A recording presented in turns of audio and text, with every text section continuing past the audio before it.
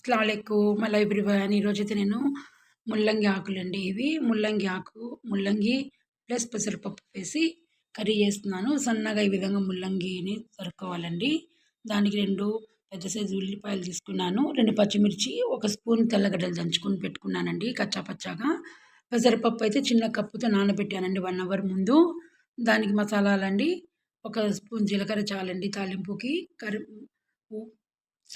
మిరప్పొడి, ధనియాల పొడి, పసుపు అండి. ఇవే అండి. దీంతోనే చాలా టేస్ట్‌గా తయారవుతుంది. ఒక కళాయి పెట్టుకొని 2 స్పూన్ల ఆయిల్ వేసుకున్నాను. ఎక్కువ ఆయిల్ కూడా పట్టదండి. దీంట్లో జీలకర్ర వేసుకున్నాను. కొద్దిగా క్రాక్లు అయిన తర్వాత ఆనియన్స్ వేస్తున్నానండి దీంట్లోనే. ఆనియన్స్, పచ్చిమిర్చి కలిపి వేసుకుంటున్నాను. మనకు ఆనియన్స్ కూడా ఎక్కువగా బ్రౌన్‌గా రావాల్సిన అవసరం లేదండి. ట్రాన్స్‌పరెంట్‌గా అయితే సరిపోతుంది. మీడియంలో పెట్టుకోవాలండి మంటని.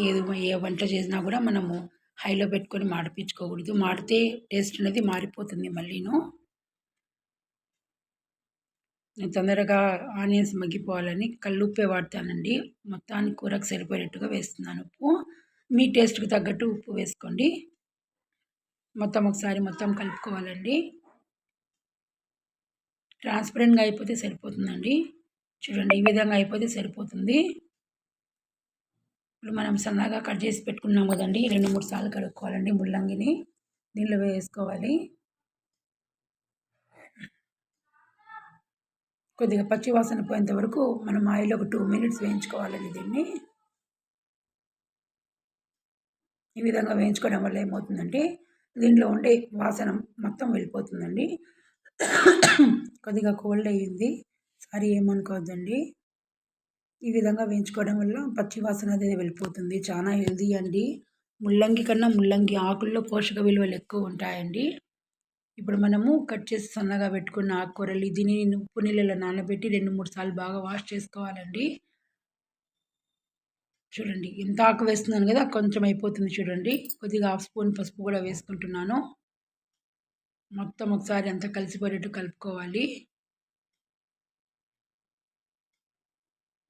మనం మూత పెట్టి పెట్టామంటే 5 మినిట్స్‌కి మొత్తం ఆకంతా షింక్ అయిపోతుందండి. చూడండి, ఎంత ఆకు వేసాం కదా, అంత కొంచెం అయిపోయింది. నీళ్ళే వేయకూడదండి, ఆకులోనే వాటర్ రిలీజ్ అవుతుంది. ముల్లంగిలో కూడా వాటర్ రిలీజ్ అవుతుందండి. మీడియం పెట్టుకోండి. ఇప్పుడు పెసరపప్పు మనం నానబెట్టాము కదండి, దాన్ని యాడ్ చేసుకోవాలి. చాలా హెల్తీ అండి ఆకుకూర. ఇది చాలా హెల్తీ అండి. మనం ఇంకా పొడి మసాలాలు ఉన్నాయి కదండి, మిరప్పొడి, ధనియాల పొడి మొత్తం వేసుకొని ఒకసారి మొత్తం కలిసిపోయేటట్టు కలుపుకొని లోలో పెట్టుకోవాలండి మంటని మాత్రము. చూడండి, ఈ విధంగా మొత్తం కలుపుకొని చూడండి వాటర్ ఎంత రిలీజ్ అయిందో. ఇంకా మనం వాటర్ యాడ్ చేయాల్సిన అవసరం లేదండి ఈ కర్రీకి. ఇదే వాటర్ దీంట్లోనే సరిపోతుంది. ఎక్కువగా కూడా ఉడకాల్సిన అవసరం లేదండి. పెసరపప్పు 75% ఉడికితే చాలండి. చాలా టేస్టీగా ఉంటుంది. అలాగే షుగర్ పేషెంట్లు కూడా చాలా హెల్తీ అండి ఇది తిన్నారంటే ఆకుకూరని. చూడండి, ఉడికిపోయింది చూసారా, మొత్తం ఆ వాటర్లోనే ఉడికిపోయింది. వాటర్ ఏది కూడా యాడ్ చేయలేదు. లాస్ట్లో ఆప్షనల్ అండి, కొబ్బరి పొడి వేస్తున్నాను. పచ్చి కొబ్బరి ఉన్న తురుము వేసుకుంటే చాలా బాగుంటుంది. కానీ టేస్ట్ మాత్రం చాలా బాగుంటుందండి కొబ్బరి వేయడం వల్ల. నచ్చిన వాళ్ళు వేసుకోండి, లేదంటే స్కిప్ చేసేయచ్చు.